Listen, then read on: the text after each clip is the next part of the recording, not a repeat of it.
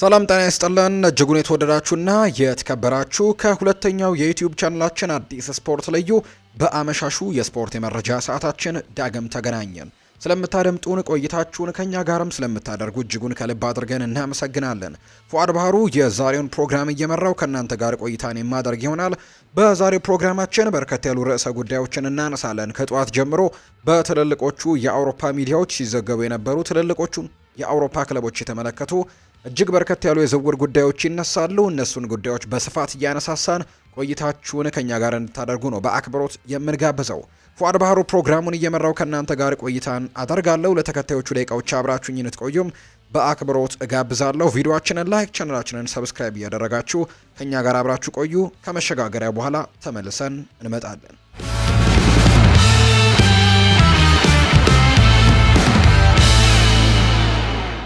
ማንቸስተር ሲቲ የሶስት ጊዜ የፕሪሚየር ሊጉን አሸናፊ ሊተካ የሚችለውን የአስተን ቪላውን ኮከብ መከታተል ጀምሯል። ጃኮብ ራምዚ ከማንቸስተር ሲቲ ዝውውር ጋር መያያዝ ጀምሯል። አሁን ላይ ማንቸስተር ሲቲዎች ጃኮብ ራምዚን ለማስፈረም ወደ ፉክክሩ መግባታቸው ነው እየተገለጸ የሚገኘው። ተጫዋቹ በብዙ ክለቦች እየተፈለገ እንደሆነ ታውቋል። ራምዚ የፒኤስአር ደንቦችን ለማሟላት በመፈለጋቸው በጥር ወቅት ከአስተን ቪላ መልቀቅ ጋር ስሙ ተገናኝቶ ነበር። ከሽያጩም የተገኘውን ገንዘብ የአካዳሚ ውጤት በመሆኑ ለአስተን ቪላ እንደ ንጹህ ትርፍም ይቆጠርለታል ነው የሚባለው። ጃኮብ ራምዚ በአስተን ቪላ በቪላ ፓርክ ለመቆየት ፍላጎት የለውም። እንደ ሙሳ ዲያቢ፣ ዳግላስ ሉዊዝ ያሉ ኮከቦችም ለቀው ከወጡ በኋላ ቀጣይ ክረምትም ተራው የጃኮብ ራምዚ ይመስላል። ራምዚ በሚቀጥለው የዝውውር መስኮት ትልቅ ዝውውርን ለማድረግ ዝግጁ ሲሆን ማንቸስተር ሲቲ አሁን ላይ ለተጫዋቹ ቅርብ የሆነው ክለብ ነው። የቲቢአር ፉትቦል ዘገባ የሲቲው አለቃ ፔፕ ጓርዲዮላ እንደ ግራ ክንፍ አሊያም ደግሞ የመሃል አጥቂ አማካኝም ሆኖ መጫወት የሚችለውን ሁለገብ ኮከብም ፍላጎቱን እያሳደገ ነው። ሲቲ ራምዚን በቅርበት እየተከታተለ ሲሆን ለተጫዋቹ እድገትም በጣም ተደንቀዋል። የ23 ዓመቱ ራምዚ የጋርዲዮላ ግዙፍ ቡድን መልሶ ግንባታ አካል ሆኖ በዚህ ክረምትም ወደ ኢቲሃድ ሊደርስ እንደሚችል ነው የሚታመነው። የተጫዋች በጋርዲዮላ ስር በግራ መስመር ላይ ጃክ ግሪሊሽን ለመተካትም ይታሰባል። የሶስት ጊዜ ፕሪሚየር ሊግ ሻምፒዮናው ለቶትንሃም ሆትስፐርስም እንደ አማራጭነት ቀርቧል። የተጫዋች እንደ በርናርዶ ሲልቫ እና ኬቨን ደብሮይነ ያሉ ተጫዋቾች ቢለቁም ጥሩ ተተኪ እንደሚሆንም ይጠበቃል። በቅርቡ ከአርሰናልና ከቼልሲ ጋርም ራምዚ ስሙ ተያይዞ ነበር። ቪላ እንግዲህ ይህንን ተጫዋች ለመሸጥ 50 ሚሊዮን ፓውንድ እንደሚፈልግ ቲቢአር ፉትቦል ገልጿል። ቪላዎች በርሚንግሃም የተወለደውን እንግሊዛዊ ባለተሰጥኦ ወደ ሌላ የፕሪሚየር ሊግ ክለብ ካመራ ጥሩ ዋጋ ይፈልጋሉ እየተባለም ይገኛል። እኔ በግሌ እስካሁን የሰማሁት ብቸኛው ስም ነው ብሏል። ዴቪድ ኦርነስቲን ሊቨርፑል አሌክዛንደር ኢሳክን እየተከታተለ እንደሆነ ዘግቧል። ቀዮቹ የኒውካስል ዩናይትድን ኮከብ ወደ አንፊልድ ለማዘዋወር ዝግጁ መሆኑን ካወቁ ብቻ ነው ለዝውውሩ እንደሚንቀሳቀሱ የሚያምነው። በዘ አትሌቲክስ አምዱ ላይ በቀረበው ጥያቄና መልስ ላይ ዴቪድ ኦርነስቲን ሊቨርፑል በአሌክዛንደር ኢሳክ ላይ ያለውን ፍላጎት አረጋግጧል። የቼልሲና አርሰናል ኢላማ እንደሆነም የተነገረለት የስዊድናዊው ኢንተርናሽናል አሁን ላይ በሊቨርፑል ፍላጎት ላይ ይገኛል። በራዳራቸው ላይ ብዙ አማራጮች እንደሚኖራቸው ግልጽ ነው። ነገር ግን እኔ በግሌ እስካሁን የሰማሁት ብቸኛው ስም አሌክዛንደር ኢሳክ ነው። ሊቨርፑል ብቻ አሌክዛንደር ኢሳክን አይፈልጉም፣ ሌሎች አሉ። ሊቨርፑሎች ወደ አሌክዛንደር ኢሳክ ዝውውር የሚገቡት ተጫዋቹን የሚያገኙበት እውነተኛ እድል ካለ ብቻ ነው። ሊቨርፑሎች ወደ ሌላ ክለብ መሄድን የሚፈልግ ተጫዋች ለማስፈረም የሚፈልጉ አይደሉም ሲልም ነው የተናገረው። እንዲሁም ደግሞ የቀድሞ የሊቨርፑል ኮከብ ቀዮቹ አሌክዛንደር ኢሳክን ማስፈረም ይፈልጋሉ ሲል ነው እየተናገረ የሚገኘው። የቀድሞ የሊቨርፑል ኮከብ ጆናን ሪሳ ከቤቲ ኤምጂኤም ጋር በነበረው ቆይታ ላይ ሲናገርም ቀዮቹ አሌክዛንደር ኢሳክን ለማስፈረም መሞከር እንዳለባቸው ይናገራል። አጥቂው ክለቡን በሜዳ ላይ በብዙ መመዘኛዎች እንደሚያሳድገው ነው የሚናገረው። አሌክዛንደር ኢሳክ ወደ ሊቨርፑል መዘዋወርን እንደሚፈልግ የሚነግሩ ወሬዎች አይቻለው። አንዳንዶቹ ደግሞ አጥቂው በአሁኑ ሰዓት ወደ ሊቨርፑል መሄድ ይወዳል። አሌክዛንደር ኢሳክ ለቡድኑ ትልቅ ተጨማሪ ነገርም ይሆናል ብዬ አስባለሁ። ፊቱ ላይ ፈገግታ እያሳየ እግር ኳስን ይጫወታል። ኳስ እንግዲህ ጥሩ ተጫዋች መሆኑን ይወዳል። ፈጣን ነው። በጎል ፊትም በጣም ጎበዝ ነው። ስለዚህም ይሄ አሪፍ ፊርማ ይሆናል ብዬ አስባለሁ ሲልም ጭምር ነው እየተናገረ የሚገኘው። ሊቨርፑሎች ከዚህ በፊት አሌክዛንደር ኢሳክን ለማስፈረም ተጫዋቾችንና ገንዘብ አቅርበው ነበር። ነገር ግን ኒውካስል ዩናይትድ ውድቅ አድርጎባቸዋል። ቀያዮቹ ዳርዊን ኑኔስን በክረምቱ ስለሚለቁ ስዊድናዊውን አጥቂ ለመሳብም ከገንዘብ ጋር ለማክፓይሶች ለመስጠትም ፈቃደኞች እንደሆኑ ነው እየተገለጸ የሚገኘው። ሪዮ ፈርዲናንድ አርሰናል የአውሮፓ ቻምፒየንስ ሊግን ዋንጫ የማሸነፍ እድሉን እየገመገመ ይገኛል። ሪዮ ፈርዲናንድ አርሰናል በዚህ ሲዝን የመጀመሪያውን የአውሮፓ ቻምፒየንስ ሊግን የማሸነፍ ተስፋ እንደሌለው ይናገራል። ፈርዲናንድ አርሰናል ከፍተኛ ተፎካካሪዎች ውስጥ እንኳን ላይሆኑ እንደሚችሉ ነው የሚናገረው። ወሳኙን የ7-1 ድል በፒኤስቪ አይንድሆቨን ላይ በማድረጋቸው ወደ ሩብ ፍጻሜ ውጤታማ በሆነ መንገድን ቢያልፉም ፈርዲናንድ ዋንጫ የማሸነፍ ነገራቸው ግን አሁንም አጠራጣሪ ነው ሲል ነው የሚገልጸው። እኔ እንደማስበው ከሆነ አርሰናል ምናልባትም በቻምፒየንስ ሊግ ግማሽ ፍጻሜ እንኳን አይገኝም እላለሁ። ከሊቨርፑል፣ ከሪያል ማድሪድ፣ ከአትሌቲኮ ማድሪድ እና ከፓሪስ ሰን ዠርሜን ጀርባ ቀጥሎ ለኔ አምስተኛ ምርጫ ናቸው። አርሰናል በቻምፒየንስ ሊግ ደረጃ አምስተኛ ላስቀምጣቸዋለሁ ብለዋል። ነገር ግን ይህንን ዋንጫ በአርቴታ ስር ማሸነፍ የማይችሉ አይመስለኝም። ባለፉት 2 ዓመታት ከነበሩበት የበለጠ ርቀው የሄዱ ይመስለኛል። ምክንያቱም በነጥብ ስንመለከት ሪከርዶችን በመስበር ላይ ነበሩ። ስለዚህም የመጨረሻዎቹ 2 ዓመታት ወደፊት ተጉዘዋል። በዚህ መልኩ አምናለው ቡድኑ በአርቴታ ስር ማሸነፍ አይችሉም ማለት አይቻልም። ይህንን ውድድር ለማሸነፍ እኔ እንደማስበው ምልመላውን ትንሽ መለወጥ ብቻ ያስፈልጋቸዋል ሲል የተናገረው ሪዮ ፈርዲናንድ አርሰናል አጥቂ ማስፈረም አለመቻሉ እንደጎዳው ጭምር ነው እየገለጸ የሚገኘው። እንግዲህ ሊጉን ቻምፒየንስ ሊጉን ለማሸነፍም ስትሞክር ያለ አጥቂ ወይም ደግሞ ያለ መሃል አጥቂ በጭራሽ የሚታሰብ ነገር አይደለም፣ ትርጉምም የለውም። የሆነው ነገር በትክክል አይደለም። በጥሬ ተጫዋቾች የዝውውር መስኮት ተጫዋቾችን ቢያመጡ ወደፊትም የመሄድ እድል ነበራቸው ሲልም ጭምር ነው ሪዮ ፈርዲናንድ አሁን ላይ ሀሳቡን እየሰጠም የሚገኘው። ሌላኛው የምናነሳው ጉዳይ ወደፊት የባሎንዶር አሸናፊ ይሆናል ብዬ አስባለሁ ብሏል ጆኮል። የቀድሞውን የማንቸስተር ሲቲን ኮከብ የባሎንዶር ሽልማቱን ወደፊት ሊያገኝ እንደሚችል እየተነበየለት ይገኛል። የቀድሞ የቼልሲ አማካይ ጆኮል ከቀድሞ የማንቸስተር ሲቲ የፊት መስመር ተጫዋች ሁሊያን አልቫሬዝ ለወደፊት የባሎንዶር አሸናፊ ሊሆን እንደሚችል ተናግሯል። በቲኤንቲ ስፖርት ላይ በተደረገ ቃለ ምልልስ ጆኮል ሁሊያን አልቫሬዝን ወደፊት ትልቅ ነገርን ያሳየናል ሲል ነው ሀሳቡን እየሰጠም የሚገኘው። ይህ ልጅ ሁሉንም ነገር አሸንፏል፣ እናም ሁሉንም ነገር አድርጓል። እናም አሁንም 25 ዓመቱ ብቻ ነው። በሚቀጥሉት 5 ዓመታት ውስጥ ከሱ ምርጡን እናያለን ብዬ አስባለሁ። እሱ ወደፊት የባሎንዶር አሸናፊ ነው ብዬ አስባለሁ። ሁሊያን አልቫሬዝ በተለያየ ሚናዎች መጫወት መቻሉ የበለጠ ወሳኝ ያደርገዋል። ስለዚህም እንዲህ ያሉ ደግሞ ትልልቅ ሽልማቶችን የማሸነፍ እድልም አለው ላለው ሲል ነው ጆኮል የሚናገረው። ሁሊያን አልቫሬዝ ከማንቸስተር ሲቲ ቆይታው ጀምሮ በአጥቂ ቦታ ላይ ብቃት ያለው መሆኑን አሳይቶናል። ከሲቲ የለቀቀው በሜዳው ላይ በቂ ደቂቃዎች ካለመኖር ጋር የተያዘ ሲሆን እንግዲህ ሁሊያን አልቫሬዝ ባለፈው ክረምት በ75 ሚሊዮን ዩሮ የዝውውር ሂሳብ ከሲቲ ወደ አትሌቲኮ ማድሪድ ተቀላቅሏል። የስፔኑን ቡድን ከተቀላቀለ በኋላ የዲየጎ ሲሞኔው አጥቂ ቁልፍም አካል መሆኑን እያስመሰከረ ይገኛል።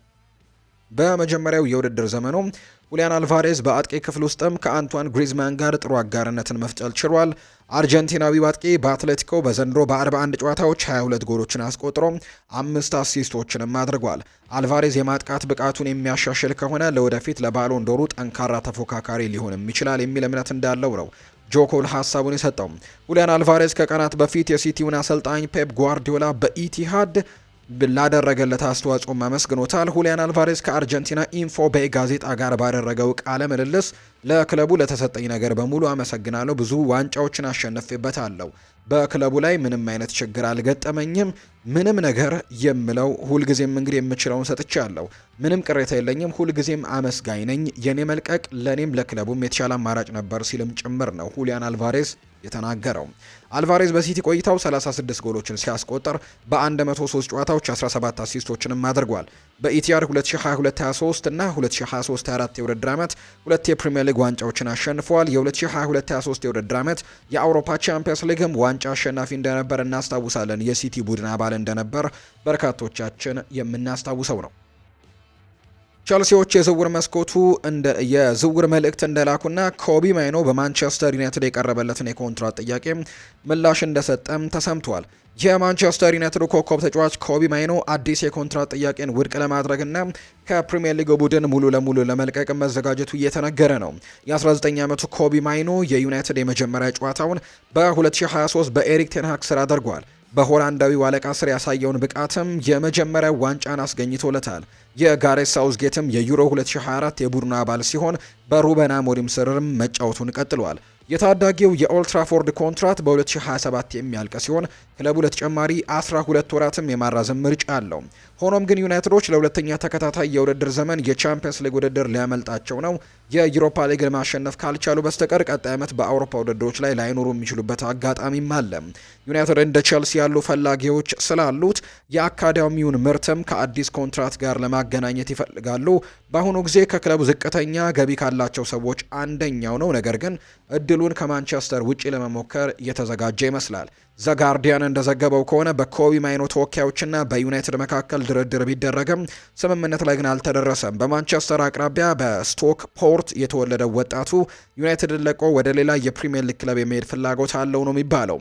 የዩናይትድ የፋይናንስ ሁኔታ በክረምት ወር ለሚለቁ የቡድኑ አባላት ለሁሉም በሩን ከፍቷል። በአሁኑ ሰዓት በጉዳት ላይ የሚገኘው ኮቢ ማይኖ በዩናይትድ 70 ሚሊዮን ፓውንድ እንደሚገመትም የተዘገበ ሲሆን በመጨረሻ ወደ ሌላ የአውሮፓ ሊግም በሄደ የበርካታ የእንግሊዝ ቡድኖችም ጓደኞቹን ፈለግ ይከተላል። ሃሪኬን በ2023 ባየር ሚኒክን የተቀላቀለ ሲሆን ጁድ ቤሊንጋም ለሪያል ማድሪድ እየተጫወተ ነው። ኮቢ ማይኖ በአብዛኛው ለዩናይትድ የመሃል አማካይ ሆኖ አገልግሏል። ነገር ግን የሩበን አሞሪም መምጣትና ወደ 3-4-3 አጨዋወት መቀየር ለውጡን በቡድን ውስጥም አስከትሏል። ወጣቱ በጥር ወር በዩሮፓ ሊግ ስቱዋ ቦካሬስት ጋር ባደረገው ጨዋታ በ10 ቁጥር ሚና ላይ ተጫውቷል። ጎልና አሲስትም አድርጓል። በዩናይትድ አሰልጣኝ ስር ለወደፊትም የረጅም ጊዜ እድል ሊኖረው እንደሚችል ሀሳብ እንዲሰጡ አናሳስቷቸዋል እየተባለ ይገኛል። ተጫዋች ማንቸስተር ዩናይትድ 40 ሚሊዮን ዩሮ የሚያወጣውን የፕሪሚየር ሊግ ከፍተኛ ግብ አስቆጣሪ እየተመለከተ እንደሆነ ዘገባዎች እያሳዩ ይገኛሉ። ማንቸስተር ዩናይትድ ቡድኑን ማሳደግ የሚችል አዲስ አጥቂ ይፈልጋሉ። እናም በዚህ ዓመት በፕሪሚየር ሊጉ ላይ ከደመቁት አጥቂዎች በአንደኛው ላይ ደግሞ አስቀድመው አይናቸውን ጥለዋል እየተባለ ይገኛል። ማንቸስተር ዩናይትድ ለመጪው የውድድር ዘመን የፊት መስመራቸውን ለማጠናከር አማራጮችን መፈለጋቸውን ቀጥለዋል። አሁን ላይ አይናቸውን በዣን ፊሊፕ ማቴታ ላይ ማድረጋቸው ነው እየተገለጸ የሚገኘው። የክሪስታል ፓላሱ የፊት መስመር ተጫዋች የኦልትራፎርዱን ቡድን ፍላጎት ስቧል። ይህም ፊርማውን በክረምቱ ለማግኘትም ካሁኑ ሊከታተሉት ይችላሉ። የ29 ዓመት ፈረንሳዊ ተጫዋች በክሪስታል ፓላስ ቁልፍ ተጫዋች ሲሆን ይህም እንግዲህ የበርካታ ክለቦችን ፍላጎትም ስቧል። ሆኖም ግን የዩናይትድ አገልግሎትን ለማግኘት በጥሩ ሁኔታ የሚገኙ ይመስላል። የዩናይትድ አስተዳደር ዣን ፊሊፕ ማቴታን በአካልና ለቡድኑ ግቦችን ማምጣት የሚችል ተጫዋች እንደሆነ ያምናሉ። የተጫዋቹ ያጨውት ባህሪ የማጥቃት አማራጫቸውን ለማጠናከር አስፈላጊ ነው ብለው ያስባሉ። ፓላስ የጠየቀውን ዋጋ ከተጫዋቹ ቀሪ ኮንትራት አንጻር ከፍ ያለ ቢሆንም ለማንቸስተር ዩናይትድ ግን ተመጣጣኝ ነው። ነገር ግን ዝውውሩ ቀላል ወይም ደግሞ ርካሽ አይሆንም። ፓላስ ማቴታን በሴልኸርስት ፓርክ መልቀቅ ቀላል ለማድረግ ፍቃደኛ አይደሉም። የተጫዋቹ ዋጋ ከ35 እስከ 40 ሚሊዮን ዩሮ ይደርሳል። ማንቸስተር ዩናይትድ ለመደራደር ፍቃደኛ የሚሆን ቢመስልም በሁለቱ ክለቦችና በተጫዋቹና እንዲሁ ደግሞ በዩናይትድ መካከል እስካሁን ምንም አይነት ይፋዊ ግንኙነት እንደሌለ ነው ዘሰን ያስነበበው። በማቴታ ላይ ያለው ፍላጎት ክለቡ ወጥነት ከሌለው የውድድር ዘመን በኋላ ቡድኑን ለማጠናከር ያለውን ፍላጎትም ያሳያል። ፊርማውን እንግዲህ ከተጠናቀቀ ፈረንሳዊው የፊት መስመር ተጫዋች በእግር ኳስ ሕይወት ውስጥም ትልቅ ሚናን የሚወጣበት እድልን ያገኛል ተብሎ ነው የሚታሰበው። በኤሲ ሚላን ያለው የዣኦ ፌሊክስ ቆይታ ወደ ማብቂያው እየተቃረበ ነው። ፖርቱጋላዊው የአጥቂ አማካይ ከሮሰነሪዎቹ ቡድን ጋር ከሚጠበቀው በታች ሆኖ እየሰራ ነው። ዣኦ ፌሊክስ ብቃቱን በድጋሚ ለማግኘት ተስፋ በማድረግ ወደ ኤሲ ሚላን በጥር ቢሄድም ነገር ግን በሳንሴሮ ጆሴፔ ማይዛ እያሳለፈ ያለው ቆይታ ወደ ብቃቱ ከመመለስ የራቀ ይመስላል። ፖርቱጋላዊው ተጫዋች ከቼልሲ በውሰት በሰርሂዮ ኮንሴሳው ወደሚመራው ኤሲ ሚላን ቢያመራም ራሱን በዚያ ቡድን ውስጥም መመስረት አልቻለም። እናም ከውድድር ዓመቱ መጨረሻ በኋላ በጣሊያን የሚቀጥልም አይመስልም። ዣኦ ፌሊክስ ወደ ሚላን ሲሄድ የተጠበቀው በከፍተኛ ደረጃ ነበር። ሚላን በማጥቃቱ ላይ የተሻለ እንዲሆንም ታስበው ሳንሴሮ ቢደርስም ፖርቱጋላዊው በሚላን እንደታሰበው መሆን አልቻለም። በቤኔፊካ የወጣቶች አካዳሚ ከነበረበት ጊዜ ጀምሮ የዣኦ ፌሊክስን ችሎታ የሚያውቀው ኮንሴሳው ከተጫዋቹ ምርጡን እንደሚያመጣም ያምን ነበር። ይሁን እንጂ ዣኦ ፌሊክስ የሚጠበቀውን ውጤት ግን እንዳላመጣ ነው የሚገለጸው። በኮፓ ኢታሊያ የመጀመሪያው ጨዋታ ሮማ ላይ ባስቆጠራት ጎል ተስፋን ቢያሳይም ብቃቱ ግን በእጅጉ ቀንሷል። ዣኦ ፌሊክስ የቋሚነት ሚናዎችንም ቢያገኝም በቤኔፊካና በአትሌቲኮ የነበረውን የጎል እድሎችን መፍጠር ማሳየት ተስኖት የፖርቱጋላዊውን አሰልጣኝ ትዕግስትም እያሟጠጠ በመምጣቱ ወደ ተጠባባቂ ወንበር እንዲወርድም አድርጎታል። እንደ ላጋዜታ ዴሎ ስፖርት ያሉ የጣሊያን ሚዲያዎች ስለ ፖርቱጋላዊው የፊት መስመር አጥቂም በግልጽ ተናግረዋል። ሚላን እሱን የማቆየት ፍላጎት የለውም። የወደፊት ህይወቱን ማስቀድሞ የተወሰነ ይመስላል። ቸልሲ ተመልሶ መምጣቱ እየተጠበቀ ነው። የቅርብ ጊዜ የዣኦ ፌሊክስ ብቃት ወጥነት የጎደለውና በእርግጠኝነት ባልተሞላበት ሁኔታ መታየቱን ቀጥሏል የተባለው በክረምት ለመልቀቅ እያሰበ ያለው የባርሴሎና ተጫዋች አስደሳች ጥያቄዎችን መስማት ጀምረዋል። በክረምትም ከባርሴሎና ለመልቀቅም ያስባል። በብሉ ግራና ግብ ክልል ውስጥም ቦታውን ማረጋገጥ የቻለው ወንቸክ ሸዝኒ ከመጣ በኋላ የኢኒያኪ ፔና በባርሴሎና ያለው ቆይታ ወደ መጨረሻው ምዕራፍ ላይ ተቃርቧል። የሼዝኒ ቋሚ መሆን ለካታላኑ ግብ ጠባቂ መቆየትም እርግጠኛ ለመሆንን ፈጥሯል የተባለው ፔና ተጨማሪ የመጫወቻ ጊዜያቶችን ለማግኘት የክለብ ውጥንን ማጤን ጀምሯል። የ25 ዓመቱ ፔና ራሱን በትልልቅ ቡድኖችም ለማሳየት አዲስ ቡድንን መቀላቀል ይፈልጋል። ተጫዋቹ በባርሴሎና ውስጥም እድሎችን እንደሚያገኝ እያረጋገጠ ሲሆን በሚቀጥለው ክረምትም የመልቀቅ እድሉ በጣም ከፍተኛ ነው። አስ እንደዘገበው ከሆነ ጋላታሳራይ ለግብ ጠባቂው አስደሳች አማራጭ ሆኖ ብቅ ብሏል። የቱርኩ ክለብ ፌርናንዶ ሙስሌራን የሚተካ አዲስ ግብ ጠባቂ እየፈለገ ይገኛል። በጋላታሳራይ ከ10 ዓመት በላይ ቆይታ የነበረው ዩሩጓዊው ተጫዋች ኮንትራቱ በ2025 ሲያልቅ ወደ ሀገሩ ለመመለስም አቅዷል። ይህም እንግዲህ በኦቶማኑ ቡድን ግብ ጠባቂ ቦታ ላይ ትልቅ ክፍተትን ይፈጥራል እየተባለ ይገኛል። እና በ2022ም በጋላታሳራይ ቆይታው የነበረው ፔና ፈተናውን ለመወጣትም ወደ ጠንካራ አማራጭም ሆኖ ይታያል። ኢኒያኪ ፔና ቀደም ሲል በቱርኩ ክለብ የነበረው ልምድም አዎንታዊ ነበር። ቁልፍ ጨዋታዎችንም በመጫወትና ጥሩ ስሜትን ያሳየ ሲሆን በተለይም በዩሮፓ ሊግ ከባርሴሎና ጋር በነበረው ጨዋታ የማይረሳ ነበር። ከዚያ በተጨማሪ ከተማው ጋርም ያለው ትውውቅና ከዚህ በፊት የነበረው መላመድም ተመልሶ እንዲመጣ ሊያመቻችም ይችላል። ይህም እንግዲህ የጋላታሳራይ ፍላጎትን የበለጠ ይጨምራል ተብሎ ነው የሚታሰበው። የኢስታንቡሉ ቡድን ዋና ግብ ጠባቂ መሆን እድልም ስላለው ኢኒያኪ ፔና የበለጠ ትልቅ ሚናን ለመፈለግም ካምፕኑን ለመልቀቅም ሊወስን ይችላል።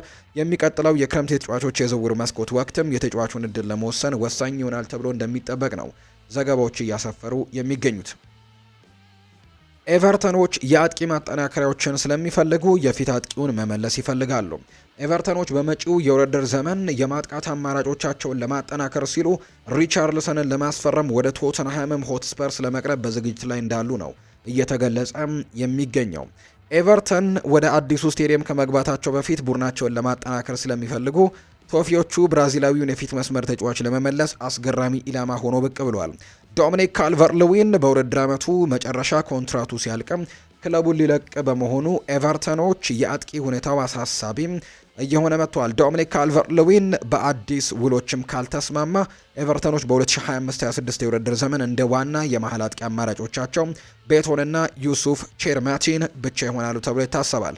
ስለሆነም በጥር ወር ቡድኑ የተረከቡት አሰልጣኝ ዴቪድ ሞይስ በተለይም ቡድኑን በፕሪሚየር ሊጉ አስተማማኝ ቦታ ላይ እንዲቀመጥ ስለሚፈልጉ ወሳኝ ቦታዎች ላይ ማጠናከሪያዎችን ለማምጣት ይፈልጋሉ። በ2022 ኤቨርተንን ለቆ ወደ ቶትናም የሄደው ሪቻርልሰን ወደ ጉዲሰን ፓርክ ሊመለስ የሚችል የመሆን እድልም አለው ሲል ጊቭ ሚ ስፖርት ዘግቧል። ቶፊዎቹ ለቶተንሃም ሊሸጡት አልፈለጉም ነበር። ነገር ግን በወቅቱ ክለቡ በገንዘብ ችግርና የፕሪሚየር ሊጉን የትርፍና የዘላቂነት ሕግጋትን ማክበር ስላለበት ለመሸጥም ተገዶ ነበር። ኒውካስል ዩናይትድ ከዚህ ቀደም ከአጥቂው ጋር ስሙ ተገናኝቷል። ሆኖም ግን በቶተንሃም ሆትስፐርስ ውስጥ ከተወሰኑ አስቸጋሪ የውድድር ዘመናት በኋላ ኤቨርተኖች አሁን ላይ እሱን ወደ መርሲሳይድ ሊመልሱትም ማሰባቸው ነው እየተዘገበ የሚገኘው። እንደ ጊቭ ሚ ስፖርት ዘገባ ከሆነ ቶተንሃም ሆትስፐርሶች ሪቻርልሰንን በ40 ሚሊዮን ፓውንድ እንግዲህ አካባቢ ለመልቀቅ ፈቃደኛ ሊሆኑ ይችላሉ። ይህም ከ2 ዓመት በፊት ከከፈሉት 60 ሚሊዮን ፓውንድ ኪሳራ ማለት ነው። በኮንትራቱ የመጨረሻ 2 ዓመታት ላይ የሚገኘውና በሳምንት እስከ 130 ሺህ ፓውንድም የሚያገኘው ሪቻርልሰን ቶተንሃም ሆትስፐርስ ውስጥም ወጥነት የጎደለው ተጫዋች በመሆኑ መልቀቁ እርግጥ እየሆነ እየመጣም ይገኛል። የጆሹዋ ኪሚች የኮንትራት ሁኔታ የመጨረሻዎቹ ደረጃዎች ላይ ይገኛል ሲል ፋብሪዚዮ ሮማኖ አረጋግጧል። ፋብሪዚዮ ሮማኖ ስለ ጆሹዋ ኪሚች የኮንትራት ሁኔታ ወቅታዊ መረጃን አቅርበዋል። ፋብሪዚዮ ሮማኖ እንደዘገበው ከሆነ ጆሹዋ ኪሚች አሁን ላይ በባየር ሚኒክም የመቆየት እድሉ ከጊዜ ወደ ጊዜ እየጨመረ ሄደ ሲሆን ይህም የሆነው በኮንትራት ማራዘሚያ ላይ አዳዲስ ነገሮችን አዎንታዊ ለውጥ ከመጡ በኋላ ነው ብሏል። ለወራት ያክል የመልቀቅ ግምቶች ቢኖሩም ጆሹዋ ኪሚች በጀርመኑ ክለብ የወደፊት እጣ ፈንታ ላይ አሁንም እርግጠኝነት እየመጣ ነው። በርካታ የአውሮፓ ታላላቅ ክለቦች የእሱን ሁኔታ በቅርበት ይከታተሉ ነበር። አሁን ያለው ውል በ2025 የሚያልቅ ሲሆን ባየር ሚኒክም ቀደም ሲል የነበራቸውን የመጀመሪያ ኮንትራት ጥያቄ በማንሳታቸው የ29 ዓመቱ ተጫዋች ወደ መውጣቱ የሚያመራ ይመስላል። ሆኖም ግን ከሐሙስ ጀምሮ የተደረጉ ውይይቶች ነገሮችን ቀይረውታል ተብሏል። ሁሉም ወገኖች አሁን ላይ በባቫሪያን ያለው ቆይታን ለማራዘም ክፍት ሆነዋል። ሌላኛው ታማኝ ጋዜጠኛ ፍሎሪያን ፕሌተንበርግ ድርድሩ በሂደት ላይ መሆኑን ገልጿል። እናም ሁለቱም ባየር ሚኒክና ጆሹዋ ኪሚች ተወካዮችም አሁን ላይ በተሻለ አዲስ ውልም ዝርዝሮችን በማጠናቀቅ ላይ ናቸው። ጆሹዋ ኪሚች ከቀናት በፊት በአሊያንዝ አሬና የሚኖረው ጊዜ የሚያበቃ ይመስል ነበር። ነገር ግን የቅርብ ጊዜ አዲስ ንግግሮች እንደሚጠቁሙት የቡንደስሊጋው ክለብ ተጫዋቹን ለማቆየት የመጨረሻ ደረጃ ላይ ተገኝተዋል እያሉ ነው። እድሜው ወደ 30 ቢጠጋም ጆሹዋ ኪሚች ከባየር ሚኒክ በጣም ታማኝ ተጫዋቾች አንዱ ነው።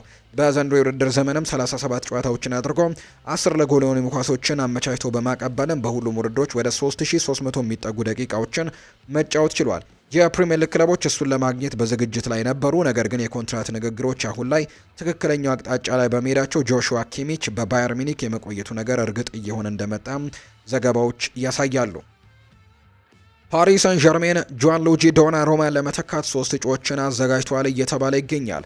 ጣሊያናዊው ግብ ጠባቂ በወሳኝ ጨዋታዎች ላይ ለቡድኑ ብቃቱን ባለማሳየቱ የቀጠለ ሲሆን ሉዊስ ኤንሪኬ ሌላ ግብ ጠባቂ ይፈልጋል። ፓሪስ ሰን ዠርሜን በሚቀጥለው የክረምት የተጫዋቾች የዝውውር መስኮት ከዶናሩማ ጋር ለመለየትም ወስኗል። ሉዊስ ኤንሪኬ በጣሊያናዊው ግብ ጠባቂ ትዕግስት አጥቷል። ተጫዋቹ ከሚላን ከተቀላቀለ በኋላ ብቃቱ የሚጠበቀውን ያክል ወሳኝ ጊዜያት ውስጥ እንዳልነበረ ክለቡ ያምናል። ሉዊስ ኤንሪኬ የተተኪዎችን ዝርዝር ከወዲሁ እያጤኑበት ሲሆን 3 ስሞችንም በመያዝ ለፓሪሱ ቡድን ኃላፊነትም አቀርቧል። አሁን ላይ በእርግጠኝነት በክረምቱ ፓሪስ ሰን ዠርሜን አዲስ ግብ ጠባቂ ይፈልጋል። ፓሪስ ሰን ዠርሜን በክረምቱ ለማስፈረም ታርጌት ያደረጋቸው 3 ግብ ጠባቂዎች ናቸው። ከእጩዎቹ አንደኛው የ23 ዓመቱ የኤስፓኞል ግብ ጠባቂ ዮሃን ጋርሲያ ነው። በካታላኑ ቡድን ውስጥ የሚያሳየው እድገት የበርካታ የአውሮፓ ክለቦችን ፍላጎትም ስቧል። እስከ 2028 ውል ቢኖረውም ጋርሲያ በክረምቱ ከኢስፓኞል እንደሚለቅም ይጠበቃል። ጋርሲያ ለፓሪስ ሰን ዠርሜን የረጅም ጊዜ ዋና ግብ ጠባቂ ሊሆን ይችላል። ሌላኛው አማራጭ ማይክ ማይጋን ነው። እሱም ኤሲ ሚላንን ከመቀላቀሉ በፊት በፍሬንች ሊግ ዋን ቆይታ ነበረው። የ29 ዓመቱ ፈረንሳዊ ግብ ጠባቂ ልምድና የተረጋገጠ ጥራትን ለፓሪስ ሰን ዠርሜን ይሰጣል። ነገር ግን ዝውውሩ የሚወሰነው በሚላን የፋይናንስ ፍላጎት ላይ ነው። ሚላን ግብ ጠባቂውን ለመሸጥ ከወሰነ ብዙ ገንዘብ ማግኘትም ይፈልጋል የተባለው ሶስተኛው እጩ ሉካስ ቼቬሊየር ነው። እንግዲህ በአሁኑ ጊዜ በሊል እየተጫወተ ሲሆን የ23 ዓመቱ ፈረንሳዊ እግር ኳስም ጥሩ ተስፋ ካላቸው ግብ ጠባቂዎች አንደኛው ነው ተብሎ የሚታሰብ ሲሆን ስሙም በገበያው ላይ ትኩረትን እያገኘ መጥቷል። ከሊል ክለብ ጋር ያለው ኮንትራትም እስከ 2027 የሚያቆየው ቢሆንም ፓሪስ ሰን ዠርሜን ለግብ ጠባቂው ቦታቸውን የረጅም ጊዜ መፍትሄም ለማግኘት ዝውውሩን ለመጨረስ ለመደራደር ዝግጁ ሊሆኑ ይችላሉ።